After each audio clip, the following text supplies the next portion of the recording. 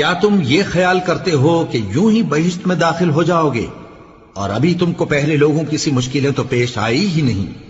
ان کو بڑی بڑی سختیاں اور تکلیفیں پہنچیں اور وہ صعوبتوں میں ہلا ہلا دیے گئے، یہاں تک کہ پیغمبر اور مومن لوگ جو ان کے ساتھ تھے سب پکار اٹھے کہ کب اللہ کی مدد آئے گی۔ دیکھو اللہ کی مدد ان قریب آیا چاہتی ہے۔ اے نبی، لوگ تم سے پوچھتے ہیں کہ اللہ کی راہ میں کس طرح کا مال خرچ کریں۔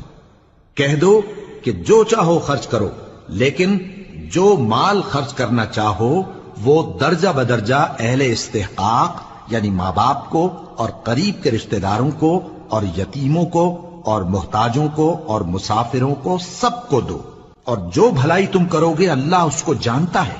کیا تم یہ خیال کرتے ہو کہ یوں ہی بہشت میں داخل ہو جاؤ گے، اور ابھی تم کو پہلے لوگوں کی سی مشکلیں تو پیش آئی ہی نہیں؟ ان کو بڑی